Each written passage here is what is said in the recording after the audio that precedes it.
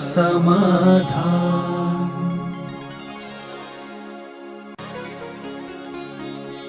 नमोस्तु गुरुदेव।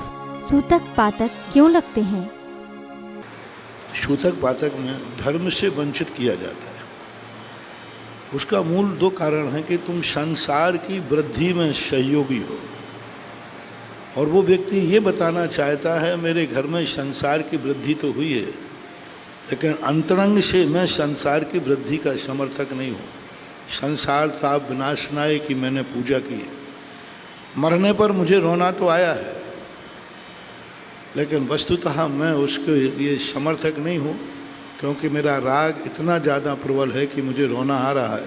सत्य ये है कि मुझे इतना राग नहीं करना चाहिए। दूसरा कारण है कि परिणामों में इतने संक्लेश हो जाते हैं और इतना हर्ष हो जाता है कि वो धर्म करने की बुद्धि नहीं रखता। तीसरा कारण ये है कि जब कोई अशुद्धि होती है, कोई भी चीज़ होता है, तो हमारे शरीर के अंदर ऐसे हार्मोन्स का स्राव होता है जिस कारण से शारीरिक अशुद्धि हो जाती है। कितनी प्रयास करें। जैसे आपको बताया कि हमारे घर में कोई बच्चे की उत्पत्ति हुई, सुनते ही आपके शरीर में एक स्वाभाविक स्पंदन होता है, स्वाभाविक। वो पकड़ने की चेष्टा मत करना। जैसा कि बच्चे, वही माँ, वही स्त्री जब स्त्री के रूप में रहती है, भोजन करती है, लेकिन दूध नहीं बनता उसका। लेकिन बच्चे के जन्म लेते ही वही स्त्री का अपने आप स्वतः ही दूध बनने लग जाता है। गाय है आदि है, सब। क्यों? बच्चे का जन्म लेते ही शरीर के अंदर एक ऐसे स्राव, ऐसे तत्व उत्पन्न हो जाते हैं। ऐसा ही पूरे परिवार में जब कोई ऐसी बात सुनता है तो कोई ना कोई शरीर में ऐसा हार्मोन्स उत्पन्न होते हैं जो स्राव को प्राप्त हो जाते हैं, जिससे वह अशुद्धि का प्राप्त हो जाता है। मरण करता है तो खेद को प्राप्त होता है, तो खेद करते समय भी हमारे शरीर में कुछ ऐसे स्राव होते हैं जिस कारण से हम देव शास्त्र गुरु को छूने लायक नहीं रहते हैं, ऐसा मानना चाहिए। नमोस्तु गुरुदेव। मेरा बेटा उल्टे हाथ से खाता है और उल्टे हाथ से लिखता है, तो क्या उसके जीवन में फर्क पड़ता है? पड़ता है। उसको शुरू से टोकना चाहिए। आप बहुत लेट उसको टोक रहे हैं। पहले दिन से ही यदि आपने उसने बाएं हाथ से उठाया था और आप टोकते तो वो दाएं हाथ से करता, तो शायद ये आदत छूट जाती। कुछ लोगों के लिए ज्योतिष के अनुसार लेफ्ट हैंडर होते हैं, तो लेफ्ट हैंडर जो होते हैं इनका हमेशा उल्टे कार्य करने में, सफलता प्राप्त करने में ज़्यादा रुचि होती है। वो सीधा रास्ता नहीं चलेंगे, वो कहते हैं हम इस रास्ते से जाएंगे, वो पहुंचेंगे वहीं। तो ऐसे कुछ उनके लिए बताते हैं। कहते हैं ना आप लोग, अरे ये कार्य तो मेरे बाएं हाथ का खेल है। कोई इजी काम होता है ना, वो बाएं हाथ का खेल है, तो बाएं हाथ वाले रिस्क मेंटेन ज़्यादा करते हैं। नमोस्तु गुरुदेव। आगम में गुण को निर्गुण कैसे कहा गया है? क्योंकि एक गुण दूसरे गुण को आश्रय नहीं देता। निर्गुणी गुणाः, गुण सदा निर्गुणी होते हैं, दूसरे का आलम्बन नहीं लेते, दूसरे को आलम्बन नहीं देते। स्वयं शैल अपने आप में होने से उनको निर्गुणी कहा जाता है। नमोस्तु गुरुदेव। संस्कृति और प्रकृति का क्या रहस्य है? संस्कृति जो संस्कारों से बनती है, प्रकृति नेचुरल होती है। प्रकृति उसे कहते हैं जो नेचुरल है, संस्कृति उसे कहते हैं जो संस्कारों से बनती है, नेचुरल नहीं है। गेहूँ जमीन में बोया है, गेहूँ आएगा, ये प्रकृति है। लेकिन गेहूँ को रोटी बनाना ये संस्कार है, उसका व्यंजन बनाना संस्कार है। कपास होता है, जमीन से होता है, लेकिन कपड़ा बनाना संस्कार है, संस्कृति है। वो नेचुरल नहीं बन सकता। कोई ना कोई निमित्त का आलम्बन होता है, उसको संस्कार और संस्कृति उसे कहते हैं। कुछ संस्कार ऐसे होते हैं जो आगे आने वालों के लिए आदर्श बन जाते हैं, प्रेरणा स्रोत बन जाते हैं, उसको संस्कृति कहते हैं।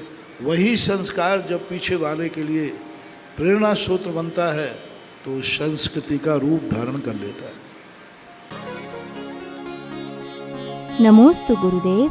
परिवार में कैसा व्यवहार होना चाहिए कि धर्म, अर्थ और पुरुषार्थ को पूरा कर सकें? आजकल सुबह के प्रवचन तुम्हारे लिए ही चल रहे हैं, उसी के लेकर चल रहे हैं। आप रेगुलर सुबह के प्रवचन सुनिए। अभी हम मंदिर को नहीं सुधार रहे, तुम्हारे घर को सुधार रहे। वो मुझे तुम्हारे घर से कोई लेना देना नहीं है, लेकिन मैं इसलिए घर को सुधार रहा हूँ कि तुम गंदे घर से आओगे तो हमारा मंदिर गंदा कर दोगे, इसलिए मुझे पड़ी है कि तुम्हारा घर सुधार दो। हमें क्या पड़ी है कि तुम मियाँ बीवी खूब लड़ो ना, हमें क्या पति बेटा बाप खूब लड़ो ना, और हमें क्या पड़ी है कि तुम गुटखा खाओ, शराब पियो, जो करना हो तो करो ना, लेकिन और गड़बड़ी नहीं। हमें दिक्कत ये है कि तुम कल विपत्ति में आओगे तो नियम मंदिर में आओगे, और तुम गंदे हो के मंदिर आओगे तो हमारा मंदिर भी गंदा करोगे। इसलिए मैं सोच रहा हूँ कि तुम्हारा घर साफ कर दूँ, तुम्हारा आने वाला रास्ता साफ कर दूँ और तुम्हें साफ कर दूँ, जिससे हमारा मंदिर पवित्र बना रहे। नमोस्तु गुरुदेव। समूह शरण में क्या 24 घंटे में दिन ही दिन होता है?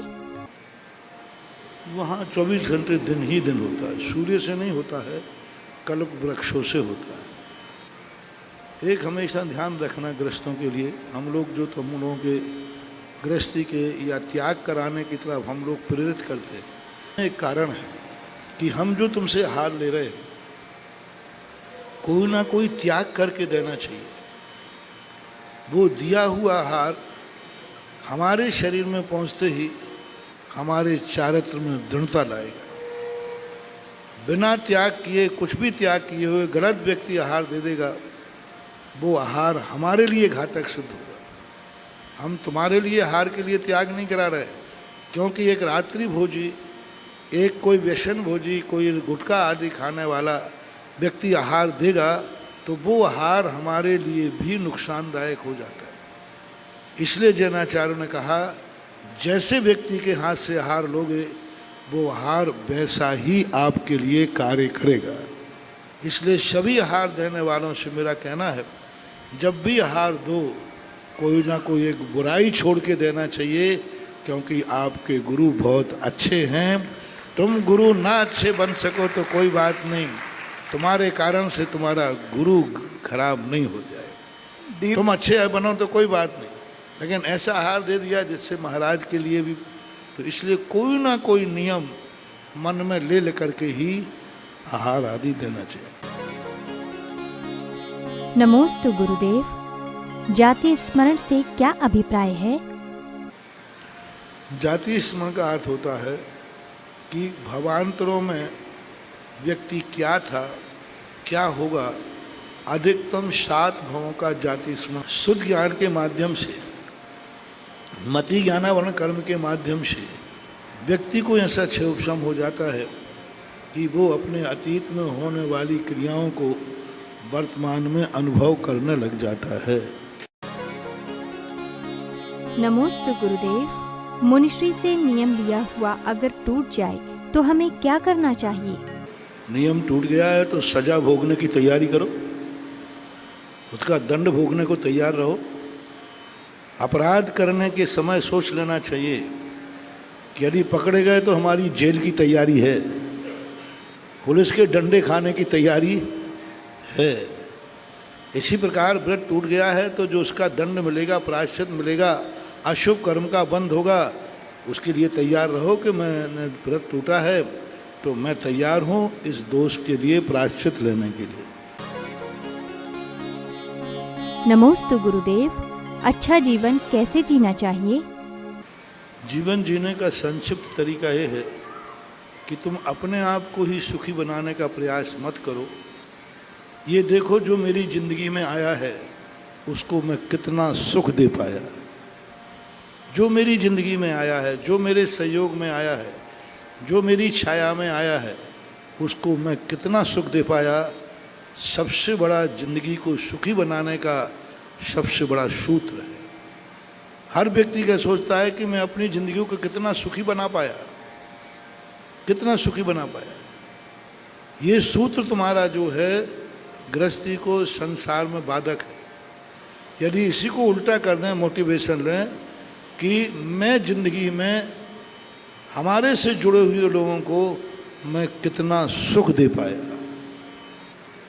कितना मैं उनका उपकार कर पाया, कितनों को मैं उनका जीवन के लिए सहयोग दे पाया, चाहे पिता हो चाहे बेटा हो, चाहे भाई हो चाहे कोई भी हो, अड़ोसी हो पड़ोसी हो। पड़ोसी से मुझे क्या सुख मिला, ये सोच बंद करके मैं पड़ोसी को क्या सुख दे पाया, मेरे पड़ोसी को मेरे से क्या लाभ हुआ, वो मेरा पड़ोसी है तो मेरे से क्या लाभ हुआ। मेरे यहाँ नौकर है, सारी दुनिया में नौकर होते हैं, मेरे यहाँ नौकर को मैं क्या सुख दे पाया जो दुनिया के मालिक नहीं दे पाते। सब तरफ सोच लीजिए, मैं क्या ऐसा सुख दे पाया नौकर को जो दुनिया का कोई भी सेठ नहीं दे पाया। वो सोचना चाहिए। जो नौकर ये कह दे कि दुनिया में नौकरी तो बहुत की, लेकिन इस सेठ की नौकरी से जो मिला है वो मुझे कहीं नहीं मिला, ऐसा कुछ दे पाओ। तुम्हारे यहाँ गाय है, दूध तो सब दुहते हैं, तुमने ऐसा क्या किया कि तुम्हारी गाय को तुमने वो चीज़ दी है जो दुनिया में हर ग्वाला नहीं दे सकता, जो तुम्हारे गाय में मिली। तुम्हारे पास मकान है, मकान सबके पास है, तुम सोचते हो इस मकान से मुझे क्या मिला, नहीं। ये सोचना कि इस मकान को मैं क्या दे पाया जो दुनिया नहीं दे पाई।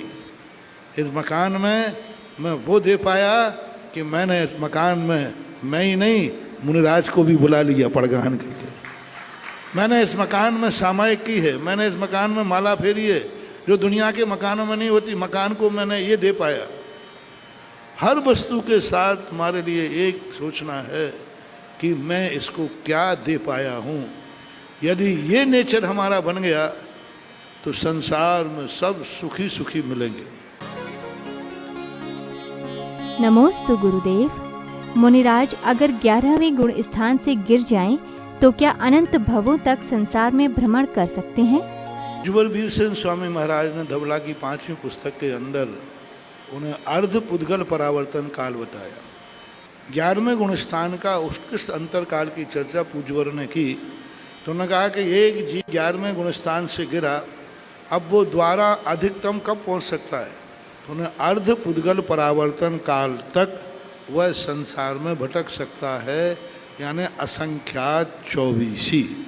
असंख्यात 24 का जो काल है उतने काल तक 11वें गुण स्थान से गिरे हुए मुनिराज भी संसार में जन्म मरण कर सकते हैं। नमोस्तु गुरुदेव। जैन धर्म के अनुसार यमराज होते हैं और इनके पाप पुण्य का हिसाब क्या चित्रगुप्त रखते हैं? नहीं, यमराज नाम की कोई कल्पना नहीं है, एक लोक व्यवहार है। लोक व्यवहार में ऐसा कहते हैं। अन्य दर्शनकारों ने यमराज की कल्पना की है। जो ईश्वर को कर्तृत्ववादी मानते हैं उनके यहाँ यमराज की कल्पना होती है, क्योंकि ईश्वर लेने नहीं आता, ईश्वर के आदेश से यमराज लेने आता है। लेकिन जैन दर्शन में यमराज की कोई कल्पना नहीं है। जैन दर्शन में आयु ही आयु खयन चरणम। पूज्यवर कुंदकुंज स्वामी ने समय सार में कहा, आयु का क्षय होने से ही व्यक्ति का मरण होता है, वही मृत्यु का कारण। नमोस्तु गुरुदेव। भगवान से स्वयं के लिए कुछ नहीं मांगना चाहिए, तो फिर शांति धारा में स्वयं के लिए सुख शांति क्यों मांगते हैं? मांगना मिथ्या तो है, ये आगम का कथन नहीं है। उत्कृष्ट सक भक्ति नहीं है। भक्ति के 2 रूप हैं, बल्कि 3 रूप मानो कि एक तो भगवान की भक्ति करना है, अपने आप सब कुछ मिलेगा। दूसरा व्यक्ति लक्ष्य लेकर करता है कि भक्ति से हमें यह चाहिए। तीसरा व्यक्ति याचना भी कर देता है, तो इससे मिथ्या दृष्टि नहीं होगा। भक्ति में अंतर आया, पुण्य में अंतर आएगा, लेकिन मिथ्या दृष्टि हो जाओगे ऐसी बात नहीं है। गृहस्थ है, दुनिया के पड़ोसी के सामने भीख मांगने की अपेक्षा यदि वो अपने बाप से ही भीख मांग लेता है तो कोई बुराई नहीं है। अपेक्षा अपने माँ से रोटी मांग लेता है तो कोई बुराई नहीं है। हाँ, अच्छा वो है जो घर में भी बिना मांगे रोटी खाता है, वो मांगता नहीं है, माँ रोटी उसको पहले ही से दे देती है। लेकिन पड़ोसी में मांगने की अपेक्षा माँ से मांगने में कोई बाधा नहीं है, इसलिए ऐसा नहीं है। बहुत आंगम में मांगने की बात आई है, भाव आता है, ग्रस्त कहाँ जाएगा, क्या करेगा, नहीं सहन होता है। क्या पता भगवान ने सुनी या नहीं सुनी, तो भगवान सुनाने का मन होता है। हालांकि उसको मालूम है कि भगवान को सुनाने की जरूरत, अंतर्यामी है, फिर भी एक डाउट होता है, क्या पता भीड़ में है भगवान, बहुत सारे भक्त हैं, हमारी सुनवाई होगी कि नहीं होगी, तो भाव आ जाता है। ऐसा कोई दोष नहीं। इतना मत बनाओ जैन दर्शन को कि गृहस्थ अपनी दुनिया से तड़पता रहे, मरता रहे, दुनिया में भीख मांगता रहे और भगवान के सामने मांगे तो मिथ्या। इसी अपराध ने हमारे जैनियों को गृहीत मिथ्या दृष्टि बना दिया। हमारे मंदिर खाली हो गए थे, हमारे मंदिरों में लोगों का आना बंद हुआ क्योंकि कष्ट थे। उन्होंने कहा जिनेंद्र भगवान से मांगेंगे तो मिथ्या दृष्टि हो जाएंगे, महाराज से मांगेंगे तो मिथ्या दृष्टि हो जाएंगे, इसलिए दूसरे स्थानों पर चलो, वहाँ मांगने में कोई दोष नहीं है। सब लोग मिथ्यात की तरफ दौड़ गए, सब लोगों ने मिथ्यात की तरफ अपनी स्थिति बना ली। इसी डर के कारण ऐसी बात नहीं है। अपने जिनेंद्र देव के साथ जब व्यक्ति अपनी एक विपत्ति से आगे निकल जाता है तो मांगने में कोई दोष नहीं है, बल्कि जब से शांति धारा को आप लोगों के जीवन से जोड़ा है तब से सारे भारत के लाखों लोगों ने दुनिया में भीख मांगने की अपेक्षा भगवान के दरवाजे। पहले लोगों को देखा है हमने, कुछ भी होता था वहाँ झाड़ा लगाने चलो, वहाँ वो करने चलो, ये करने चलो। आज सारे भारत में एक ही आवाज़ होती है, कोई भी विपत्ति आए चलो मंदिर जी में शांति धारा कर। कोई पाप नहीं, कोई मिथ्यात नहीं। हाँ, भक्तियों में अंतर है, 33 नंबर से 99 नंबर तक की क्वालिटी है, लेकिन फैल नहीं हो तुम, ये ध्यान रखना। फैल होना अलग चीज है। ऐसा सुधा समाधान।